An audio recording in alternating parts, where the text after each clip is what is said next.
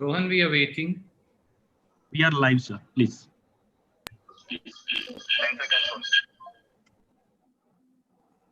Ma'am, we can begin now. I can start. Yes, madam. Yes, ma'am, we can begin. So, respected Mamata ji and the Chief Minister, welcome and good afternoon to you all. We all seem to be getting used to this mode of communication. And who knows when we will be able to communicate directly. Well, there are a number of important issues that are related to center-state relations. And since Parliament is expected to meet in less than 3 weeks, I think, I thought that we should have an interaction so that we can have a coordinated approach. GST compensation seems to be a big issue. Compensation being paid to states on time according to laws passed by Parliament is crucial, and I know it is not happening. Dues have accumulated and the finances of all the states are badly affected. Now, GST, as we all know, was enacted as an example of cooperative federalism. The GST regime came into existence because the states agreed to forego their constitutional powers of taxation in the larger national interest and on the solemn promise of compulsory GST compensation for a period of 5 years. In the meeting of the Standing Committee of Finance on the 11th August 2020, the Finance Secretary, Government of India, clearly stated that the central government is not in a position to pay the mandatory GST compensation of 14% for the current year. So this refusal to compensate the state is nothing short of betrayal on the part of the Modi government, betrayal of state governments and of the people of India. So on the other hand, the central government continues to profiteer from unilateral cesses which are not shareable with states, and they corner this revenue. On top of that, apart from the GST, which is a burning issue, ordinances have been issued without consulting the states on agricultural marketing. I know that our Chief Minister from Punjab, Chief Minister Amrinder Singh, has already highlighted how these will destroy the MSP, the regime, and adversely impact on the PDS as well. There has been also a national outcry against the draft EIA notification 2020, which is deeply anti-democratic. Laws meant to protect the environment and therefore livelihoods and public health are being weakened. The auction of coal mines too has been objected already by some chief ministers. Public sector assets created over decades are being sold off. Here too, you all know that some state governments have expressed their opposition. 6 airports have been given into private hands, and the railways, that is the lifeline of the country, they are also being privatized. There are other announcements like the national education policy that should really worry us, because, and it is a setback. It is actually a setback of for progressive, secular, and scientific values, and it actually displays It reveals the insensitivity of what the states have been saying. There are other problems of students and examinations. These are also being dealt with uncaringly. Now, there are many more issues, and I'm sure you are much more aware of them than I am. So I think I would stop here and hand the meeting over to Mamata ji. Sanjay, thank you so much for calling this meeting, especially at this crisis time and when our students community, especially, they are facing a lot. Even they are totally in their uncertainty, they have their mental agony. They do not know. Government already announced that G and NEET exam will start from 1st to 6th and 13th. But how they will give the examination, I do not know, because more than 25.50 lakh students are involved. Even more than 4,500 to the centers are already there. Rail is not working properly. Aviation also there are some problems. Transportation is also not effectively working because of this lockdown system and all this. Now, under this lockdown protocol, when like COVID, a pandemic is going on, then first in the month of April, UGC has sent a letter to the state government that they will defer this exam or they will take some other options. But again, they sent another letter to change their decision, which will harm the students, especially the graduation, post-graduation. And now the G and the NEET, our students and youth, they are very much talented. They are really very brave. They are very bright. And I do not know how they will sit for exam. Yes, I appreciate that government can say that Supreme Court has given the verdict and that's why government is doing all these things. I have appealed Prime Minister, I have requested, I have sent so many letters, but I can show you that yes, I have sent this letter to Prime Minister because of this NEET, G and this exam, other exam. And I requested Prime Minister that if the government can review government can request the Supreme Court when students community are in a serious situation. Even some people are facing the depression also. It is a mental agony.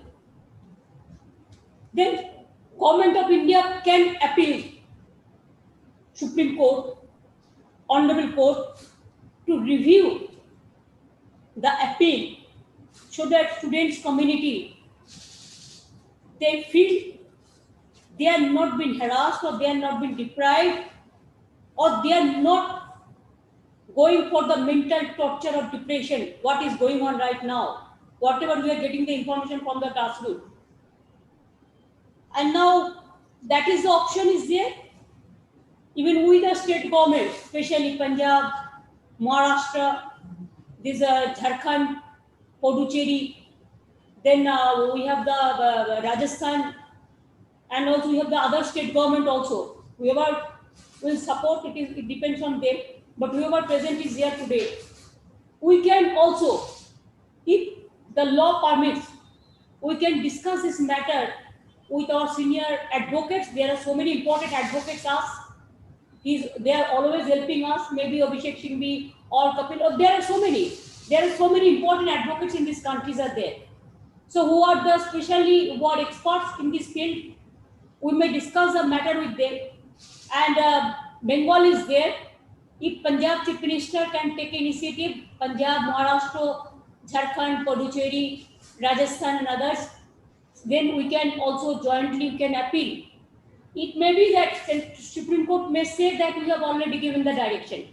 But sometimes we have seen there are some precedent also that if the problem is there, if the situation is some sensitive, then of course they always give consideration to the people's voice, students' voice, because students and youth, they are the future, they are the asset of this country.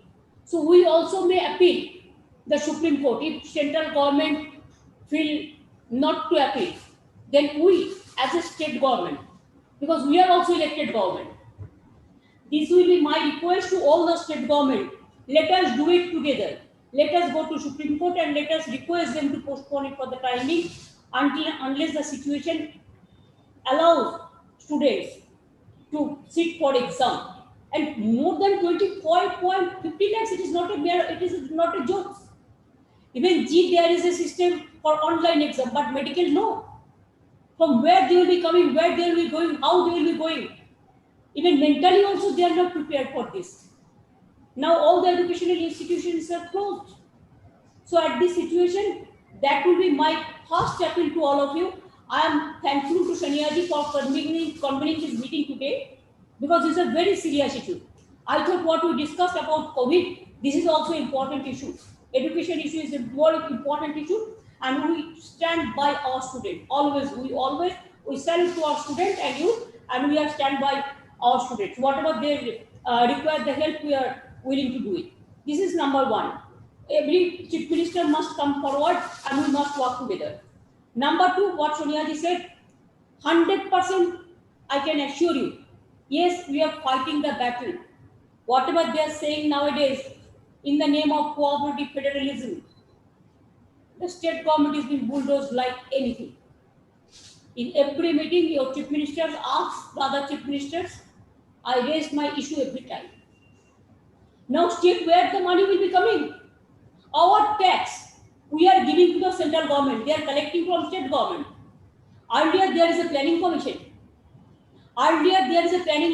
States should meet with the planning commission and they should decide their policy. Now nobody is there. Now nobody is talking even. GST, of course, from my government, I can tell you, 4,100 crores, I have to get it within month of May, June, but I have not yet received. So how do we run the government? COVID, the pandemic is going on. And now we are not getting one single paisa. From how we will go for expenditure. We have to give for safe house free of cost, treatment free of cost, medicine free of cost, ventilator free of cost, nasal oxygen free of cost, even their ambulance free of cost. Everything we are giving free of cost. Even the migrant workers, they came. We gave their ticket, the expenditure. We are trying our best, madam. But the problem is that we are not getting anything. They are saying so many things. Sometimes finance minister said we are giving this thousands of crores, lakhs of crores, but where is the money? The same thing, they are repeating. Even we requested all the chief ministers who are present, they know that FRBM system, madam, there is a FRBM system of financial discipline. We said that when you allow, we said that Japan can use 20% for that purpose, FRBM. They are giving GST, the system. Now America also spending 10% GST for COVID. Now UK is also spending 20% GST for COVID. Now India, it is, I do not know, 1 or 2%. Even we said that, okay, if you give 5% also, 2 to 5%, then allow us without condition. Now they have given condition. I have to go to market for, in the name of so-called reforms. I have to, increase the taxes of the people. I have to increase the municipality tax. I have to increase this and this and this, and whatever they will say, they will impose the tax to us, and then only we will get that money. Otherwise, no. So where the money will come? Will it come from the sky? I'm telling you that we are trying our best. It's very difficult to give the salary to the workers. No fund is available. It's very difficult. Even the unorganized sector is suffering a lot. The MSME sector to farmers to unorganized sector. Nothing is there, no help. Only big speech is coming up. And if we want to say something, then of course, there are so many agencies. They will be surrounded by us. Let them, but what to do? Two options are there. Either you fight for the people, and if you don't fight for the people, then there are so many friends, they are just surrounded by us. how they can disturb us. I have not seen in a democracy this type of atrocities. I'm sorry to say, it's most unfortunate part of today. We are facing an acute crisis. We cannot speak. We cannot speak out. We cannot speak freely. The media cannot speak. They are also being guided what to speak, what not to speak. Spending lots of money against of us. Now from Facebook to everywhere. The fake news, the distorted news to damage the opposition, especially opposition who are in the opposition, like anything. So they don't care. Nowadays, I have not seen even other thing I want to tell you, madam, just one thing. After that, other friends will speak out. I have seen after Rajiv's day, when I was a youth minister, that time I started one Rajiv Khel Ratna Award. But Rajiv's name, there was no scheme like this. The other scheme, never they have done it. Even other prime minister also I have seen. Only Indiraji's time I have seen Indira Awas Yojana. Mahatma Gandhiji's name, this Narega. And now every scheme, the condition is state government will give half funds, central government give half funds. But name of the scheme, they will decide and they will impose. We have to share all the data to them so that they will send letter to every individual. State government is not doing anything. State government is doing faltu work. Nothing is there. Only BJP is working. Nobody is working. This is going on. Horror is going on. So I think it is good that we are sitting here. But today we have to decide regarding our funding, whatever we decide, and our state government, we want our funds to come out. It is we deserve it. It is not that we are begging. We are not going for begging. From my state, I can tell you 53,000 crores I will get from the central government. They are not giving us. Even Amphan, you have seen this big cyclone. 1,000 crores they have given only just advance. Nothing is there. Even disaster management fund is been finished. Nothing is there. So this is the situation. Situation is very, very serious. We have to work very hard and we have to take risk also. If they want to arrest us, let them arrest. I don't mind for that. But we have to speak for the people. That's why we have decided for students matter also, madam. If with the state government, I requested Prime Minister to appeal the Supreme Court. It is yes, government can do it through their Attorney General or their Solicitor General. If they don't do it, of course, from our side, we can appeal Supreme Court, and also we can go for some movement also, the public movement. Everywhere Mahatma Gandhi's statue is there, there at least on behalf of the students, we can go for a day, dharna, strike, something. That will be my request to all of you. I think I have discussed something. So other state government is also fighting the battle like anything. Now, Shania ji, you may conduct the meeting. Why don't you carry on conducting the meeting, Mamta ji? You are a senior leader. No, come on. I know that you have to go earlier, so you can conduct it for a while and then I'll take on. That is my privilege. I am honored and I am really privileged when you allow us to do it. But I think when you are present here, I think it is better if you can. First time I can announce and then you can do it. All right. I am sitting here with you. First, may I request Shibu Sorenji? Sorry, Hemant Sorenji. I have seen him. I have seen his face. Sorenji, बताइए, फरमाइए क्या बोलना है?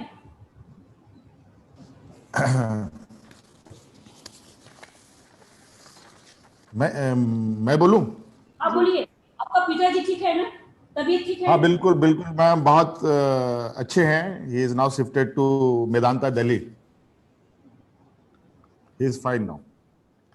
बोलिए Hemant. Mother, father both are positive now. Yes, I know. That's why I asked about father. But father is okay, but old health medical issues थे, so that उनको हम लोगों ने transfer किया है Delhi. Otherwise nothing else. Fine. बताइए सोमेश जी, हेमंत जी कैसे हम कर सकते हैं? बिल्कुल बिल्कुल बढ़िया। सीबीडी का नाम यहाँ मैं सॉरी चाहूंगा भी, थोड़ा सा मैं पहले भी आप लोगों से मैं बोल रहा हूँ, क्योंकि दीदी को हमने सुना भी, कुल मिला करके के उसी तरीके से हमारी भी बात है। आज की इस बैठक में आदरणीय सोनिया गांधी जी, विभिन्न राज्यों के सभी मुख्यमंत्रीगण, हमारी ममता दी, सबको मेरी तरफ से आज की इस मीटिंग के लिए बहुत बहुत स्वागत, अभिनंदन के साथ अपनी ओर से प्रणाम जोहार करता हूं। और एजेंडा तो मुझे विशेष नहीं मिला है, लेकिन जो बातें हो रही है प्रेजेंट सिचुएशन को लेकर के, दीदी ने पूरी बातें कही, लगभग पूरी इलैबोरेट करके उन्होंने कही है। ये बात सही है मैडम कि देश की स्थिति तो बहुत अच्छी है, कहीं जा सकती है। और एग्जाम को लेके जो बातें आई, और जो सेंट्रल गवर्नमेंट का जो हम लोगों को मदद मिलता है, उससे जीएसटी का जो विषय आया, वो सारी बातें आ गई। वही हाल कमोबेश हमारे राज्य में भी है। लेकिन पता नहीं ऐसा क्यों लग रहा है कि शायद हम ये कहने से हमें हिचक नहीं होनी चाहिए कि विपक्ष हम लोग थोड़ा सा कमजोर होते दिख रहे हैं, चीजों को बहुत जोरदार उठा नहीं पा रहे हैं। और जिस तरीके से सत्ताधारी आज सारे मैकेनिज्म को विपक्ष के विरुद्ध में यूज कर रही है, ये आने वाले समय में फेडरल स्ट्रक्चर के लिए निश्चित रूप से बहुत बड़ा घाटा है। और आपने देखा किस तरीके से ये कोविड के सिचुएशन में भी इतने जो माइग्रेंट लेबर आए, उनको राज्य में आने के बाद लगभग 7 वीक्स इनको लगा कि मजदूरों को बहुत परेशानी हुई। 7 वीक्स लग गया। उसके बाद ये किसी तरीके से थोड़ी बहुत एक्ट उन लोगों ने किया, फिर बाद में धीरे धीरे मुद्दे बदलते चले जाते हैं ये, और लोगों का जो डिस्कशन ऑफ पॉइंट है वो डाइवर्ट करके दूसरी तरफ ले जाते हैं।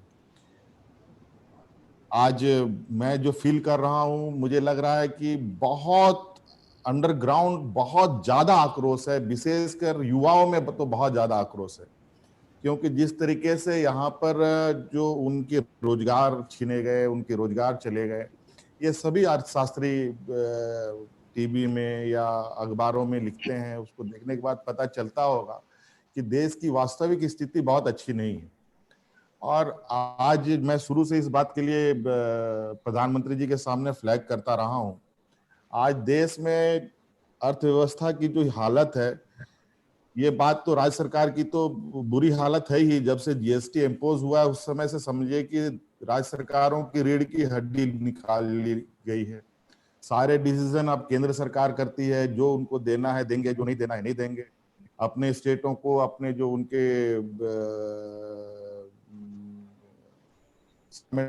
एसोसिएट जो स्टेट्स हैं, उनको पॉजिटिव वे में देखते हैं। जो हम अपोजिशन में हैं, वो कहीं ना कहीं इसमें पार्शियलिटी तो बिल्कुल क्लियर दिखता है।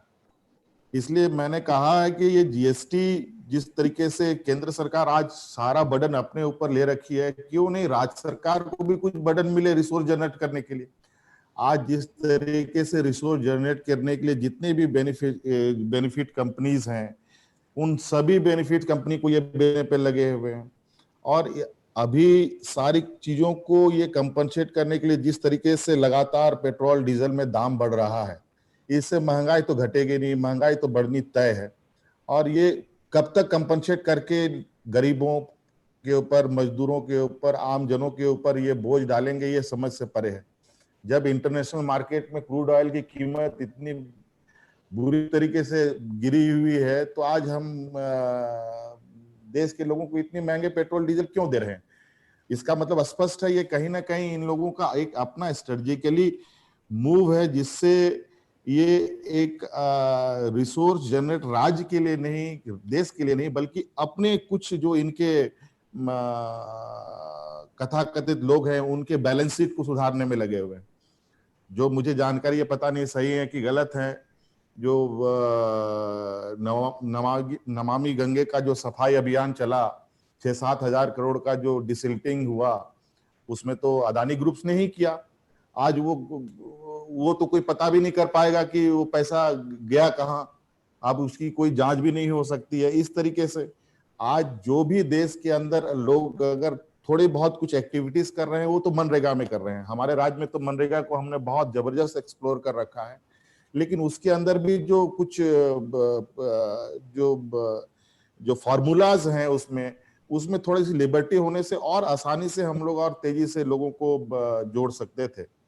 लेकिन जो पेमेंट वेमेंट का शेड्यूल है, जॉब जो उसमें सेलेक्ट करने का इशू है, वो सब राज्य सरकारों को कम से कम फ्री हैंड देना चाहिए कि आप लोग इस तरीके से काम कीजिए, कुछ एक बना करके और हम लोग उस तरीके से सेलेक्ट कर पाए। और इस तरीके से तो कई चीजें हैं जो बोलने के लिए है भारत, जबकि सेंट्रल गवर्नमेंट ने खुद इस बात को कहा है कि हमारी कमिटमेंट है जीएसटी लगने के बाद हम आपको सर्टेन पीरियड तक कंपनसेशन देने की। और अभी मुझे लगता है अब चूंकि ये कोविड कोरोना का जो संक्रमण आया, इससे तो हम लोग को लगता है जो कंपनसेशन पीरियड था, ये पीरियड को भी बढ़ाना चाहिए, कंपनसेशन भी बढ़ना चाहिए और पीरियड्स को भी बढ़ाना चाहिए, क्योंकि हमारे पास तो ऐसे ही रिसोर्स नहीं है। अभी तो बहुत मुश्किल से हमारे जितने भी कोल ब्लॉक्स हैं, आयरन ब्लॉक्स हैं, सबको बेचने पर ये लगे हुए थे, ऑक्शन करने पे लगे हुए थे। ये तो मैं सुप्रीम कोर्ट में जाकर के इन चीजों को मैंने रोका है। और उस पर में हम लोग होमवर्क भी कर रहे हैं कि हम अपने रिसोर्स को अपने राज्य के बेनिफिट के लिए कितना यूज कर पाए, रिसोर्स जनरेट कर पाए, ताकि सेंट्रल गवर्नमेंट के लिए हर एक रुपया के लिए हम मोहताज ना हो। ये हमारा वर्क प्लान में है। और मैडम यहाँ एक और इशू है अभी एग्जाम का, जो नीट का है और जेई का एग्जाम का विषय, जो इन लोगों ने इसको दे रखा है,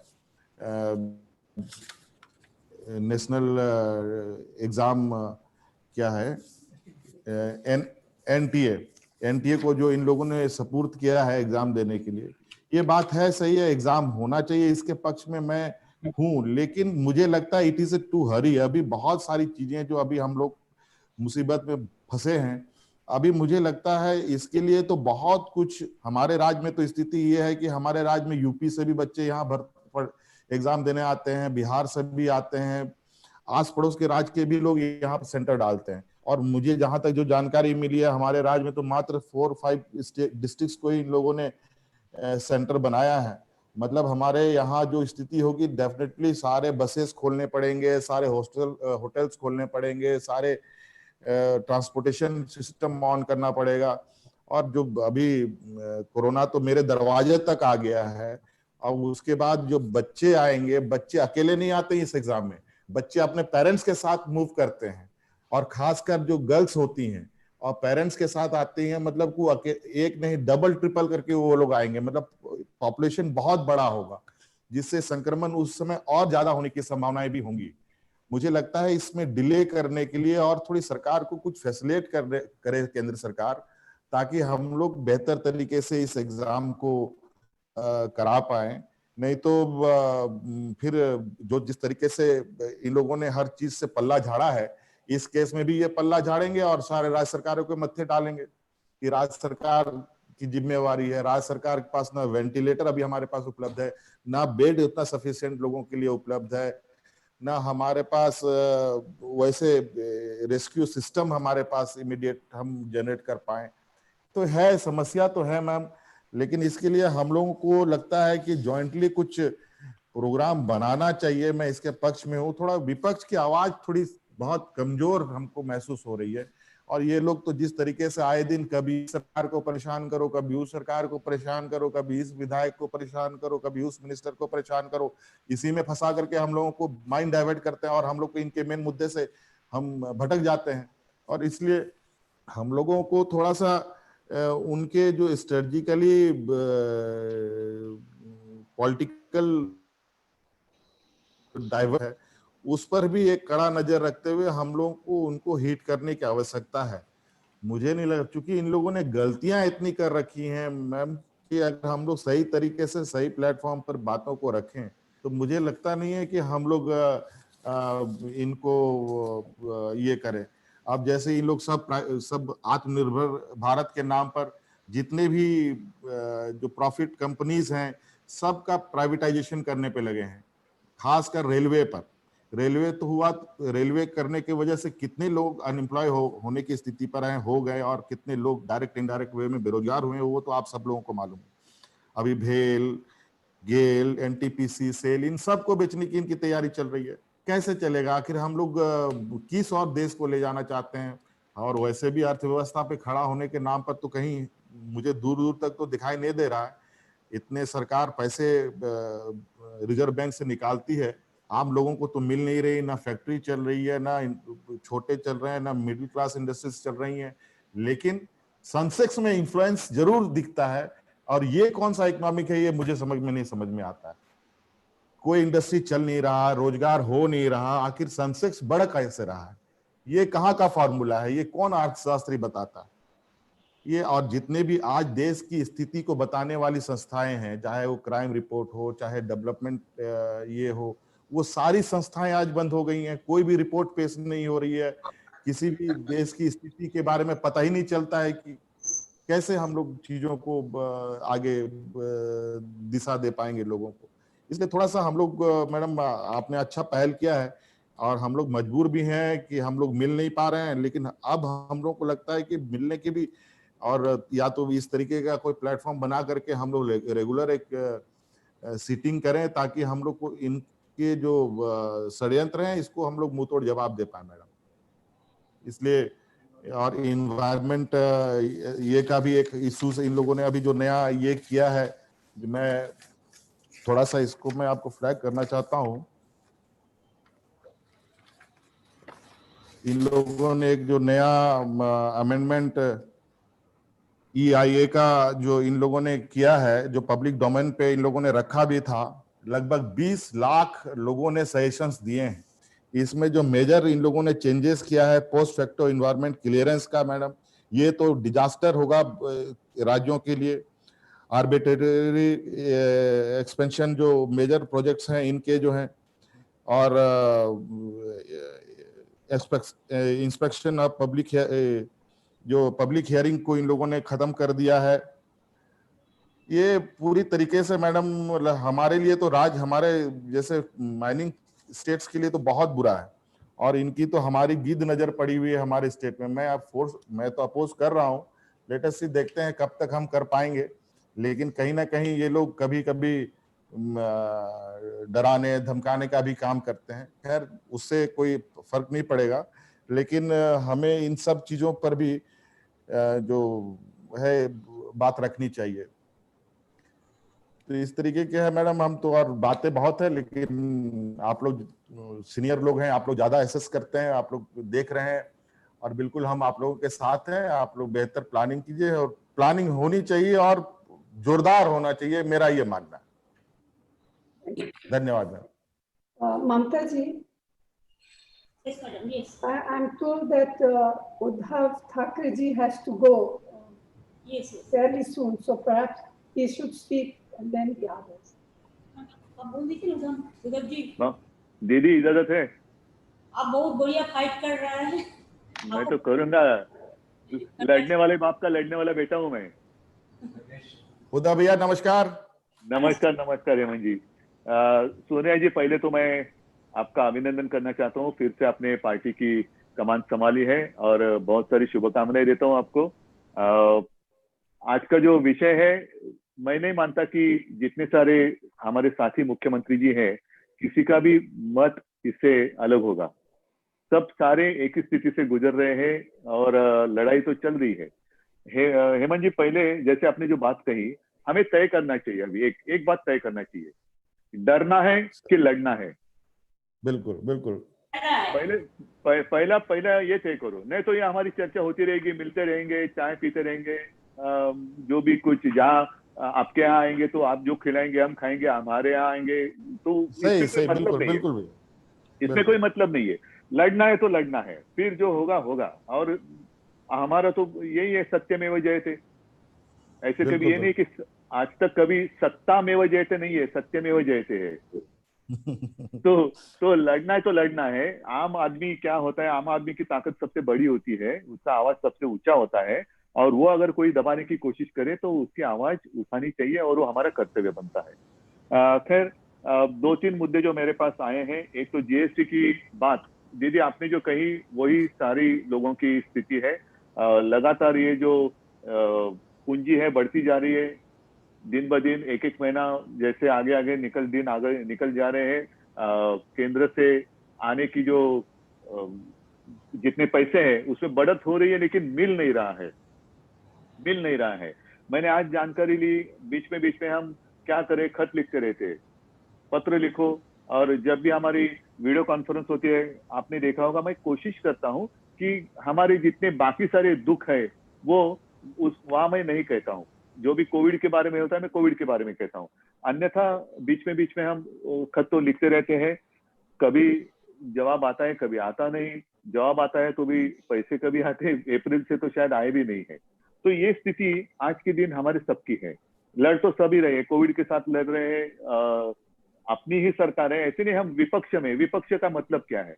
विपक्ष का मतलब ये नहीं कि किसी पार्टी का हम बुरा चाहते हैं, नहीं, हम भी आम आदमी की उसके हम रिप्रेजेंटेटिव है, हम भी कुछ हमारा अधिकार है। आज कैसे होता है कि राजीव जी की बात करें तो उन्होंने पंचायत राज, वो एक बात कही थी। पंचायत राज का मतलब क्या है कि जो भी सत्ता होती है उसको छोटे इसमें केंद्र में उनका अधिकार दे दो। आज क्या हो रहा है? आज सबके जो अधिकार है एक हाथ में चले जा रहे हैं।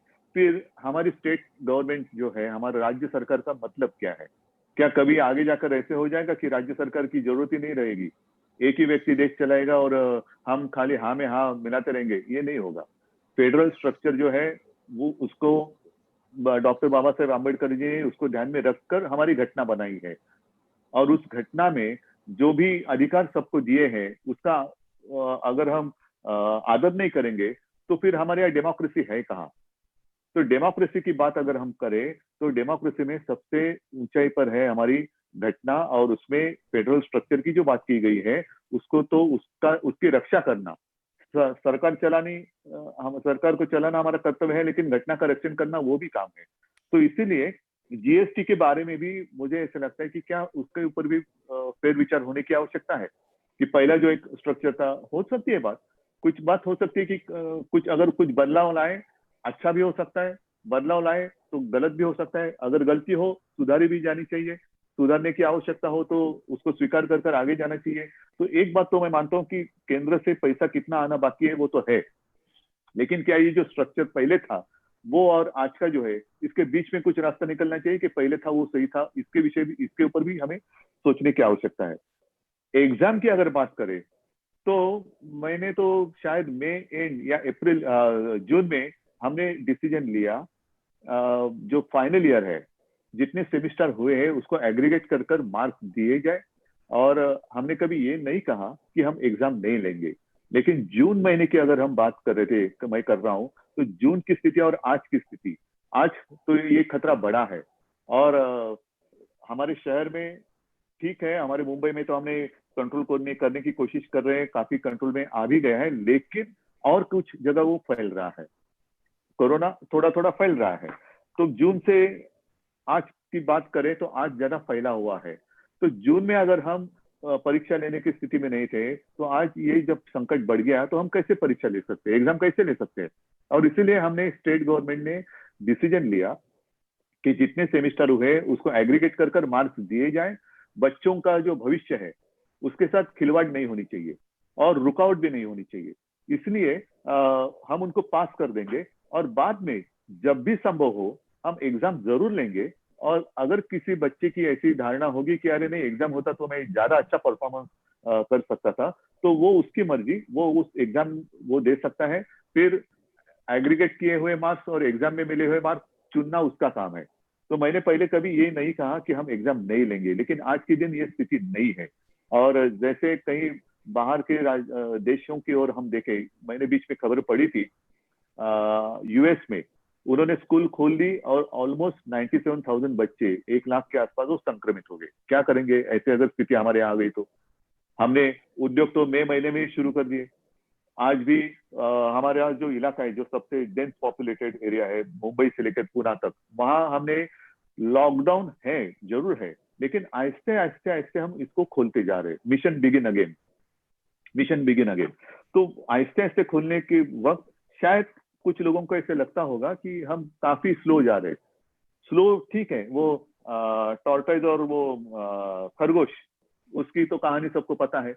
जल्दबाजी कर कर कुछ फायदा नहीं होता है। आहिस्ते कदम जाए लेकिन ठीक से डालें, तो जो कदम हम आगे बढ़ाएंगे उसको वापस लेने की आपत्ति हम पर नहीं आनी चाहिए। ये सोच समझकर हम आगे जा रहे हैं। तो सारी चीजें हम खोलते जा रहे हैं, आहिस्ते आहिस्ते हम खोलते जा रहे हैं। स्कूल, मैंने स्कूल के बारे में भी यही कहा कि स्कूल शुरू कब होंगे? स्कूल शुरू नहीं करेंगे लेकिन एजुकेशन शुरू करेंगे, वो चाहे ऑनलाइन हो या कुछ भी हो, ई लर्निंग हो। तो इस विषय पर भी हम काम कर रहे हैं। जो बात मुझे दिखाई दे रही है एनवायरमेंट की, एक जो बात रहेगी वो भी मैं बता देता हूँ। हमने तो एक लेटर दे दिया है जावड़ेकर जी को।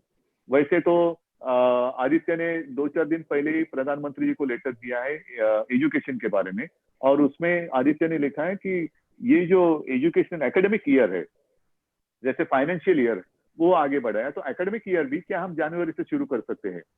क्योंकि आज तक देश की अगर बात करें तो हर राज्य की स्थिति अलग अलग है। कुछ राज्य नसीब वाले हैं और वो नसीब वाले ही रहे कि जहां उनके यहाँ ये संक्रमण कम हुआ होगा, अच्छी बात है। लेकिन आज के दिन हमारे यहाँ तो वैसे नहीं है। हमारे यहाँ बहुत ही केयरफुली हमें आगे जाने की आवश्यकता है, और इसीलिए आदित्य ने कहा कि एकेडमिक ईयर हम आगे करें क्या, जनवरी से शुरू करें क्या। तो वैसे ही एनवायरमेंट की बात करें, हम क्या करते हैं? विकास चाहिए, हाँ चाहिए ना विकास। हम तो सरकार इसलिए सरकार में आए कि विकास के लिए आए हैं। कुछ लॉकडाउन, परमानेंट लॉकडाउन करने के लिए हम नहीं आए हैं, हम तो विकास के लिए आए हैं। और आप सभी को याद होगा, लगभग हमारा सेशन तो उसी दरमियान चलता रहता है। मार्च महीने में हमारा महाराष्ट्र का सेशन चल रहा था, बजट हमने पेश किया, और 2-4 दिन में हमें सेशन समाप्त करना पड़ा, क्योंकि हमारे यहाँ कोरोना शुरू हो गया। तब से घर में बैठे, वर्क फ्रॉम होम, और ऐसी बात मुलाकातें होती रही। तो विकास के लिए हम तो सरकार में आए हैं, लेकिन विकास का मतलब ये नहीं कि जहां चाहे हम हमारी मर्जी कुछ भी करें, जंगल है तोड़ दो और वहां से कुछ भी करो, नहीं। और इसीलिए खास कर हमारे विदर्भ से एक जाने वाला रेलवे का एक रूट है अकोला खांडवा, वो मध्य प्रदेश से जाता है। वो जाता है बीच हमारे जंगल से, मेलघाट, जो टाइगर का घना जंगल है। तो हमने उनको ये कहा है कि अल्टरनेट कुछ करें, कि हम बीच जंगल से ये रास्ता जा रहे हैं तो हम घुमा कर लेके जाएं, तो ज्यादा बस्ती, ज्यादा लोगों को इस्तेमाल होगा। तो कुछ ना कुछ सोच समझ कर करना चाहिए। आसान उत्तर हम जरूर निकाल सकते हैं, लेकिन आगे जाकर हमें आपत्ति आ सकती है। तो ये सारी बातें हमारी होती रहती है। लेकिन दीदी आपने जो बात कही कि हमें मिलते रहना चाहिए। जब भी कोई आपत्ति आती है तो हम भागम भाग करके इकट्ठा आते। क्यों आपत्ति की जरूरत है क्या हमें इकट्ठा आने के लिए? आपत्ति के बिना भी हमें मिलते रहना चाहिए। अगर हम हमेशा साथ रहेंगे तो आपत्ति की क्या हिम्मत है हमारे सामने आने की? हम हमेशा साथ रहेंगे तो आपत्ति भी डर कर रहेगी, अरे ये तो इससे इनके नजदीक जाने में खतरा है। आपत्ति को खतरा महसूस होना चाहिए, हमें नहीं। और ये जो बात हम जो कर रहे हैं, ये कॉमन मैन की बात है। जैसे जीएसटी की बात है, पैसा आएगा नहीं तो हम कैसे करेंगे? जैसे आपने कहा कि सारी बातें हम तो फ्री दे रहे हैं, ट्रीटमेंट फ्री दे रहे हैं, ये दे रहे हैं, वो दे रहे हैं। अभी इस सितंबर से लेकर वो केंद्र से जो पीपी वेंटिलेटर जो आने वाला था, आ रहा था, वो भी बंद होने जा रहा है। वो मुद्दा भी मैंने पिछले प्रधानमंत्री जी के सामने कॉन्फ्रेंस पे मैंने उठाया था। एक एक चीज वो बंद करते जा रहे हैं, और हमारे यहाँ हमें देने की आवश्यकता हो रही है, जरूरत पड़ रही है। तो ये सारी बातें हमें सोच समझ कर एक प्रोग्राम बनाना चाहिए, और सब मिलकर हम जाएंगे, केंद्र के सामने जाएंगे। ठीक है, हमारा अधिकार है, हम भीख नहीं मांग रहे। जो बात आपने कही वो सच है, भीख नहीं मांग रहे, हमारा अधिकार है, हमारी जनता का अधिकार है। और हमारी जनता, ठीक है, हमें भी वोट दिया है, और साथ साथ प्रधानमंत्री जी को भी वोट दिया है। मतलब ये जनता कोई हमें वोट देने वाली जनता बाहर से आई है और वहां उनको वोट देने वाली जनता यहाँ की है, ऐसी बात नहीं। एक ही जनता है, जनता तो वही है। लेकिन हम करे तो पाप और वो करे तो पुण्य, ये नहीं हो सकता, ये नहीं होना चाहिए। और इसलिए मैं कहता हूं कि सोच समझ कर एक प्रोग्राम होना चाहिए, मिलते तो रहना चाहिए। जब भी मौका मिले तो बिना मास्क, आज तो मैं बिना मास्क आपके सामने बात कर रहा हूँ क्योंकि मैं मेरे घर पे बैठा हूँ। हेमंत जी, आप भी, और सारी बातें, क्योंकि हम अपने अपने घर में हैं। लेकिन उस दिन की हम कामना करते, प्रार्थना करते कि जल्द से जल्द ये कोरोना का संकट टल जाए और हम खुलेआम एक दूसरे के साथ ऐसे आमने सामने बैठकर बात कर सके। मुझे तो इतना ही कहना था, जो भी हमें करना है सब साथ मिलकर करेंगे। जनता की आवाज है, वो कोई दबा सकता नहीं, और दबाने की अगर कोई कोशिश करे तो हमारा कर्तव्य बनता है कि वो आवाज और ऊंचा करे। तो सोनिया जी, आपको मैं अभी धन्यवाद दे रहा हूँ, आपने मुझे जल्दी बात करने के लिए इजाजत दी, और मैं सबसे क्षमा चाहता हूँ, थोड़ा मेरी कैबिनेट अभी शुरू हो जाएगी तो इसलिए मैं इजाजत लेना चाहता हूँ। इजाजत रहेगी आप सबकी, तो कैबिनेट के लिए मैं जाऊंगा, और सबको मेरी शुभकामनाएं। साथ है और साथ में रहेंगे, साथ में लड़ेंगे। Thank you very much. जय हिंद, जय Maharashtra.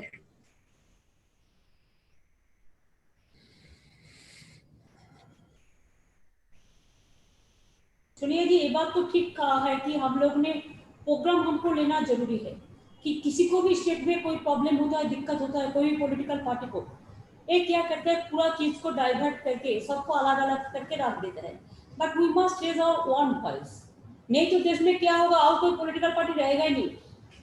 No, I agree. I agree that we have to work together and fight together.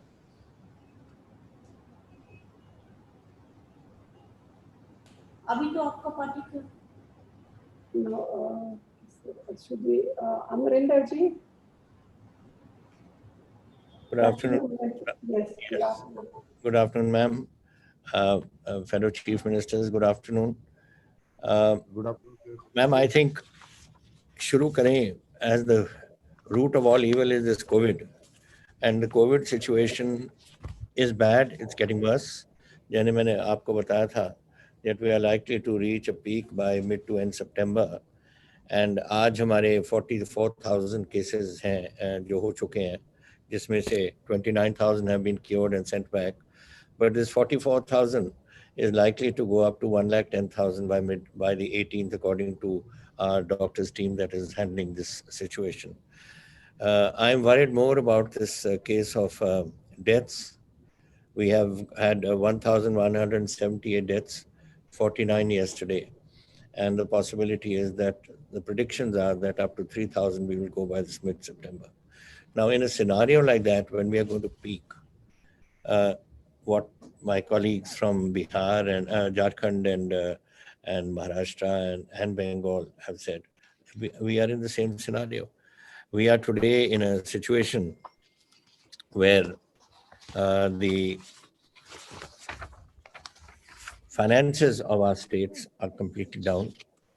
I can tell you that I don't know what the today statement has come from the finance minister that the GST is going to be on schedule, but my finance minister has gone from Punjab today to meet her, and let us see what happens there. But what information we have received just now is that they have taken the opinion of the Attorney General, who says that according to sources, the Attorney General has opined that there is no obligation on the central government to pay the GST compensation shortfall to the states. And GST Council has to decide on ways to make good the shortfall in compensation fund. Now, if we are not going to get compensation and we are not going to get our GST, and as of now, the situation is this, that my own state is down. My own revenues are down in GST by 38%, VAT minus 31%, state excise just 1% positive, taxes on vehicles minus 63%, this is compared to last year, and stamps and registration minus 41%, electricity duty 25%. This year, financial year, will be ending with something like 25,000 crore deficit. I don't have money. I don't have money to run. For Corona, I've got, we have already spent nearly 500 crores. Government of India has given us 101 crores, and they say that they're going to give us 30 more. And this thing is it's growing from our cities. Now it's going into the villages, and we are going to be into a serious financial crisis. How do we handle this, man? This is one thing which I have to say. And I agree with what Mamta ji says. And I think all of us should collectively go and see the Prime Minister and go and tell him what we think of what the situation is like. And after all, he's the Prime Minister of the state. He has to give us, we've given all the powers of taxation to him through the GST. If we are all our taxes, which we used to collect, are now to be collected by him, and now they're saying that they may not be able to pay it. They don't have any commitment to give it to us. Then how do our states run? So we've got this sort of scenario which is developing, which is compensation. They have paid me GST up to March. Now 2 quarters they haven't paid.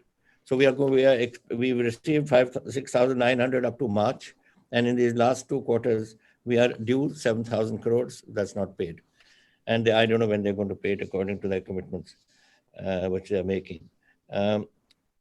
We have asked that the revenue deficit grant be allowed on the 15th Finance Commission should be allowed for the year 2021. They're giving it, but for the next 4 years as well.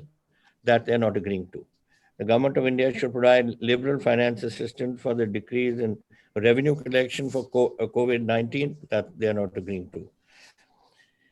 Punjab, as I said, has received about 500 crores, ma'am, and 102 crores from them. They say 30 crores more, and we have spent nearly 500 crores. And that this figure is going to go higher and higher. Ma'am, when we started off COVID in March, we had 200 tests a day. Now we are 25,000 tests a day, and by the end of this month, we'll be going to 30,000 tests a day. Now, every time, of course, that takes the figures up. But what does it mean? It means that Corona is there, and it's only showing up in the tests. And once we go to 30, it's going to go further up. But now things are bad. I've got in the primary and secondary sectors, we are under control. In the tertiary sectors, we are not under control. We have to now somehow put a block on all this that is happening and this growth that is taking place. So what I have had to do is I have to clamp down in certain areas to keep this under control. I even have today, there are people which are 499 are today under oxygen handling in the being administered oxygen in the hospitals, and 55 are on ventilators. 10 were yesterday added to this, and 85 yesterday were added to oxygen. So you see the figures, how they're growing. Every day I see these figures, and it sort of are figures that are unacceptable to me, at least. And I want to do what we can to do this, but it has to be a combined effort and on the part of the government of India to give us this resource, because resources states can't manage. Look at Maharashtra, what a big state it is. Look at Bengal, what a big state it is. And the chief ministers are giving their views. And we are a tiny little state. We are 2% of the country. We're a small little state. And we have all these problems.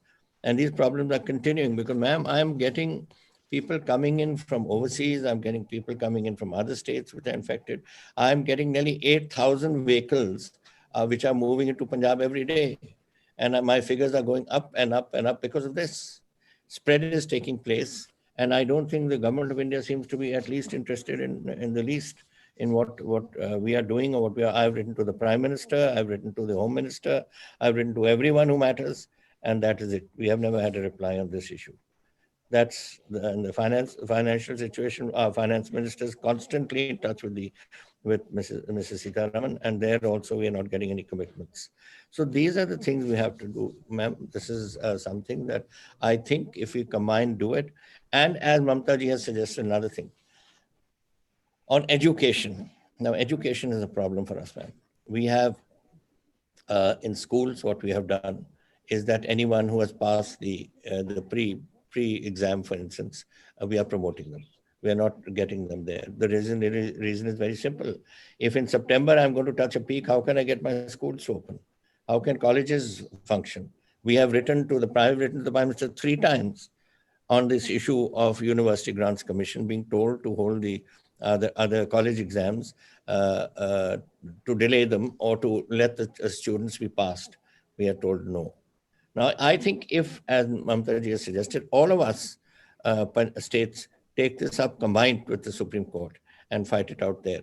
And let's try and see that the Supreme Court, which has so far given a negative opinion, may on a review petition, may listen to us, because we are all concerned. We are not, I mean, we would like to have the exams. We would like the children to pass, but how can I bring the children to school when I'm one side running a crisis in the state because of this COVID? So this is something that we cannot do. We have written to the UGC. My vice chancellors have written to the UGC. The Guru Nanak Dev University vice chancellor has been in the UGC. He knows all the people there. He's been to talk to them, but they don't agree. And then of course, Supreme Court has given this. But I'm sure if we all go combined to that, this can help. We've done that for the schools, not colleges. Then the other ones that they mentioned about these professional examinations, that I think these ones of the NEET and IT and the JEE, common law, aptitude test, etc. These can be done online. Nobody is on the professionalism. Nobody is saying that it shouldn't be online. They can be done online, and I think Government of India should agree. It's been happening in the past. It's happening now all over the world. Why can't it happen here? That's not what I'm talking about. I'm talking about our colleges and schools, our colleges exams for to BAs and MAs and whatever they are. That's at the university level. So this is basically what we are, ma'am. And thirdly, for me, which is a very important issue, I have 317,000 SC students in the state, ma'am. I'm the largest population of SC population in any state. We are 32%. No state has got 32% SCs other than us. And the Government of India used to give us a certain grant for them post-metric scholarships. Now they've told us, and post-metric scholarships, what it cost us is about 720 crores a year, which they used to give us. Now they say that you spend up to 800 crores and anything more than that we'll give you. When we don't have anything more than that, and we only want that 720 crores to come to us. If you're not going to give me for my SC students, then how do my post students go to school and study? Now, this is something which I find is a very strange thing, that you are not even willing to contribute to the SC students of my state. I don't have money. I don't have money sometimes to even think how I'm, I have to think sometimes how I'm going to pay my salaries. How am I going to pay the various compensations or the various commitments that the state has made? And then on top of that, you're trying to thrust this also on us. I would like all my children to be educated, and that 32% is 1/3 of Punjab. How can I just leave them out? And I don't think the Government of India has any business to cut it out for the poor families and for the SCs families of the state. So this is another issue which I wanted to mention. And finally, ma'am, there's this new education policy they brought out. Now, they have not consulted us. I don't think they've consulted any of my colleagues also. They have just gone and thrust education policy on us without us knowing what they're planning, without us knowing what it's going to cost us, without us knowing whether it suits us or not. What suits us may not suit Assam, may not suit Kerala. We have every state has its own system of these sort of education policies. So I would like that we are going to look through this. We are going to be putting up a committee to look into it.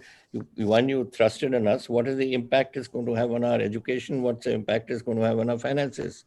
And then only we can answer this. But this is something I think it'll affect the other states as well to consider this issue. And lastly, ma'am, just to give you some information, which is in fact, the paper has just arrived. Day after tomorrow, our Vidhan Sabha is starting. And we have said that everyone should, including the Chief Minister downwards, every MLA must have his COVID test done. A few were done today, and 23 of my MLAs are positive as of today. Now, these tests are going to continue tomorrow and day after tomorrow. Now, you can imagine, ma'am, if this is the state of my legislators and ministers, what is the situation in our state?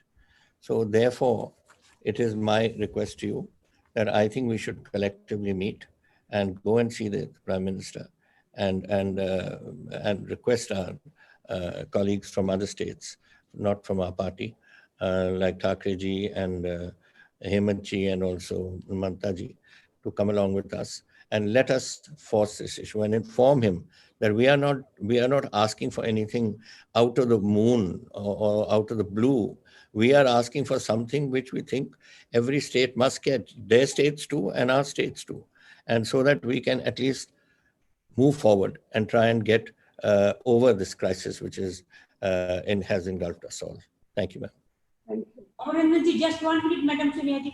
Amarendra जी, अगर वो exam के लिए supreme court में अगर आप लोग state को मिलके रिव्यू कर सकता है, तो क्या आप इसको मानेंगे?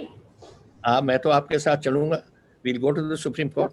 में इसको तो रिव्यू पिटिशन तो हम कर सकते हैं, अगर सेंट्रल गवर्नमेंट नहीं चाहते हैं तो all we are present here, at least we All can. of us. मैंने तो रिक्वेस्ट किया Mamata ji that all of us, all 6-7 of us who are sitting here, we should unitedly go to हाँ, the court. दीदी sir, मुझे लगता है कि court जाने से पहले एक बार पीएम के यहाँ चला जाए या प्रेसिडेंट के यहाँ चला जाए jointly, then we will move to Supreme Court. मुझे लगता है ये स्टेप उठाना चाहिए। प्रॉब्लम यही है एक भाई that the election exams are to be held in September तो परसों से हुआ है। I mean, if we go to ask for time with the Prime Minister, कभी 2-3 हफ्ते ना मिले तो फिर कैसे करेंगे हम? Because September the exams are due. 1 September exam है यार, प्राइम मिनिस्टर को हम लोगों ने लेटर लिखा लेकिन कोई रिस्पांस नहीं मिला। इसी के लिए स्टूडेंट लोग भी अभी खतरे में है ना, वो लाइफ क्यों रिस्क लेंगे? अगर उसको एक साथ में जैसा सिस्टम किया है उसमें तो लाइफ रिस्क हो जाएगा। कितना एमएलए हमारा अभी कोविड में अटैक है, कितना मिनिस्टर कोविड में अटैक है, इवन देश का होम मिनिस्टर कैसा है मेरे को पता नहीं है। तो मैडम दीदी, आज के दिन में लगभग 70,000 पर डे पॉजिटिव पाए जा रहे हैं। तो इसमें हम कैसे करेंगे? हम कैसे खतरा में डालेंगे? तो लेटर हम लोग बहुत मैश हो जाएंगे मैम। हाँ, एक बात ठीक है, कल आप अगर दिल्ली में जो प्रेजेंट है और जो नहीं है जाके एक प्राइम मिनिस्टर का साथ मीट कर सकता है सोनिया जी, अगर इसको एग्जिट करे तो। लेकिन उसका बात नहीं सुने तो हमको तो सुप्रीम कोर्ट में अपील करना है। Will be waiting, Punjab chief minister you take the lead. हम लोग देखिए एक साथ में हम लोग अपील करेंगे। तो आप मैडम लोग टुडे इज 26 ना, 26, 27, 28, 29, 30 फर्स्ट को एग्जाम है ना। फर्स्ट को एग्जाम से जल्दी करना है। कल तो ये डे टू डे नहीं होगा। तो तभी ठीक है, you know, because September 1st तो आ गया ही हमारे पास। So why do we wait for that? Let us go to court. Supreme Court चल लो, हम सब चलते हैं। Punjab chief minister you take the lead, आप कर लो, हम लोग सब एक साथ नहीं करेंगे, अलग अलग नहीं करके बेटर होगा। हेमंत जी, अगर उद्धव जी भी अभी नहीं है लेकिन सब पार्टी तो है, एक साथ ना 6-7 स्टेट भी हम करें ना, तो अदर स्टेट, नवीन जी भी कल हम सुना है उन्होंने कहा कि हम लोग इसको पोस्टपोन करने चाहते हैं। और भी बहुत स्टेट है जो हमारा साथ नहीं सकता है, नहीं रहने सकता है, लेकिन स्टूडेंट का इंटरेस्ट के बारे में सबको करना पड़ेगा। इसी के बारे में आज मीटिंग से तो इसका बारे में एक क्लियरिटी है। दूसरी बात यह है कि कोरोना थोड़ा कमती होने का बाद एक डेपुटेशन पीएम का साथ मिलना चाहिए, प्रेसिडेंट का पास भी जाना चाहिए। और दिल्ली में जो लोग रहते हैं, सोनिया जी आप लोग तो दिल्ली में यू आर सेटल्ड देयर, तो उधर में भी एक डेलीगेशन हम पार्टी से रिप्रेजेंटेटिव भेज देंगे प्राइम मिनिस्टर और प्रेसिडेंट को पास, जो स्टेट का बारे में जो बोलना है इसको बारे में जल्दी से जल्दी करना है। हमारा बोलता है नहीं देगा, अरे नहीं देगा तो हमारा टाका रुपया लेके चला जाता है और बोलता है नहीं देगा तो स्टेट चलेगा कैसे? नहीं, सही बात। अभी मैडम जो एग्जाम का डेट इन लोगों ने डिक्लेयर किया है उसमें कोई एसओपी भी तो नहीं बताया है कि कैसे होगा नहीं होगा। उसका भी तो बहुत हेमंत जी, वो कल एक लेटर दे दिया, कल एक लेटर देके बोला है कि देखो आपका सारा देश भर यही जगह सेंटर होगा, वो सेंटर में इतना 50 लाख इतना करीब स्टूडेंट एग्जाम में बैठेंगे। कैसे बैठेंगे? No social distancing, no physical distancing, उसका लाइफ सिक्योरिटी है, उसका लाइफ का सिक्योरिटी बर्बाद हो जाएगा। अगर वो करियर के लिए जा रहा है तो उसको सिक्योरिटी भी मेरा हम लोगों को देखना कर्तव्य है। कैसे हम स्टूडेंट लोगों को जिंदगी खतरा में डाल सकते हैं? नहीं, बिल्कुल मैडम, ये सिर्फ स्टूडेंट ही नहीं है, बहुत कुछ खुल जाएगा, फिर तो सारी चीज ओपन हो जाएंगी। अशोक जी आदरणीय परम श्रद्धेय सोनिया जी, तमाम मेरे मुख्यमंत्री साथीगण, बघेल सर प्रणाम, गहलोत सर प्रणाम। प्रणाम। अच्छा लगा। कैसे हैं? ठीक है मैडम ने अच्छा किया, प्रयास किया एक साथ में और हम लोग सब आपस में बातचीत करने लायक बन सके। मैं इस मौके पर मैडम मेरे साथियों भी कहना चाहूंगा, सब लोग एक सी स्थिति गुजर रहे हैं और जब डेमोक्रेसी की बात करते हैं, अगर डेमोक्रेसी मजबूत दिखती है तब तो ये सब बातें करने का उस जगह लाभ मिलने की उम्मीद होती है। भाई सरकार से क्या उम्मीद करें, क्योंकि जब से सरकार बनी है 14 में, तब से ही जो रवैया सरकार का है वो इस प्रकार का बन गया है कि कोई लोगों में घुटन महसूस हो रही है कि कहें तो किसको कहें और कहें तो कोई सुनेगा क्या। ऐसी स्थिति में हम लोग चल रहे हैं। ऊपर से कोरोना आ गया। सबको मालूम है कि अर्थव्यवस्था की स्थिति पहले इकोनॉमिक स्लो डाउन था। इकोनॉमिक स्लो डाउन तो यूपीए गवर्नमेंट में आया था, परंतु तत्काल कदम उठाए गए तो कम से कम इम्पैक्ट बहुत कम रहा देश के अंदर। जब doctor Manmohan Singh ji prime minister थे, आपने उस वक्त में देखा किस प्रकार से फैसले की बात हुए थे। वो तो इतिहास दर्द हो गए, चाहे वो आरटीआई था, चाहे आरटीई था, चाहे फूड सिक्योरिटी एक्ट था और चाहे नरेगा था। आज नरेगा और फूड सिक्योरिटी एक्ट ही बचाए गए हैं, बहुत बड़ा इम्पैक्ट पड़ गया है। परंतु दुख इस बात का है कि कोरोना ने जो स्थिति करी है राज्यों की, पूरी लड़ाई लड़ रहे राज्य सरकारें लड़ रही है और केंद्र सरकार से खाली वीडियो कॉन्फ्रेंसिंग के अलावा कुछ भी नहीं हुआ। जो हमने सुझाव दिए थे वीडियो कॉन्फ्रेंसिंग में अंदर, उन सुझावों पे कोई ध्यान नहीं दिया गया।